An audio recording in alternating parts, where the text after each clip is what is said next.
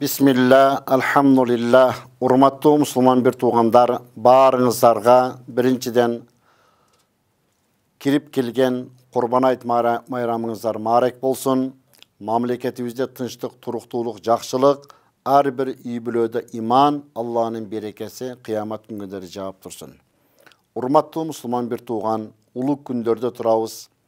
Jaratkandan жақшылығına jeteyin, Allah'ın rahmatına jeteyin degen, жақшылықтың жары болайын деген insan, uruşkanдар, jaraşıp, arazlaşkanдар, dostошуп, кейбірке болор болбос нерсемenen ortadan gep söz ötüp kalıp, mamilesi suup kalgan adamlar, geçirişip, tatnakay dostошуп жүрүүгө İslam şariatı çakırat.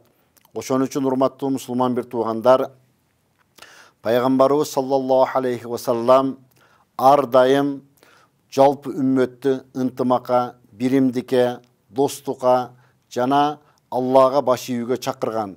Ошон үчүн урматтуу эли журт, кадырман калайык калк, Аллахым эртеге Курбан Айт майрамында ар бир момун мусулманга курбандык чалууну насип кылсын. Курбандык дегени жаратканга жакындоо дегенди билдирет. Курбандык чалуу жалаң гана бул мал менен боло турган ибадат. Эчкини курбандыкка чалса болот. Эчкинин жашы bir жашка толгон болуу керек, жана bir адам чалалат, экинчи адам шерик боло албайт. Койдун жашы bir жаш болуш керек, бирок 6 айлык козудагы койлордун арасында коюп жибергенде, мындайча айтканда семизирээк, мындай кады каматы чоң көрүнгөн болсо, 6 айлык козудагы жарайт. Ал эми козуну дагы чалганда bir адам bir козуну койду чалалат, экинчи адам шерик боло албайт. Ал эми эчкинин дагы койдун дагы жашы bir жаштан кем болбогон жакшы болот. Ал эми уй маселесине келе турган болсок, уйду 2 жашка толук толгон болуш керек. Bir адамдан 7 адамга дери шерик болуп курбандык чалалат. Жана уйдун дагы көзү көр болбош керек, кулактарынын көп бөлүгү кесик болбош керек, буттары чолок болбош керек, көп арык болбоо керек. Ал эми төө маселесине келе турган болсок, 5 жаштан кем болбош керек.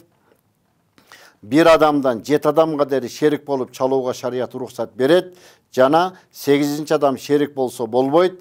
Жана ошол шерик болгон 7 адамдын баарысынын ниети bir ниеттен курбандык чалуу үчүн кошулуп шерик болуу керек.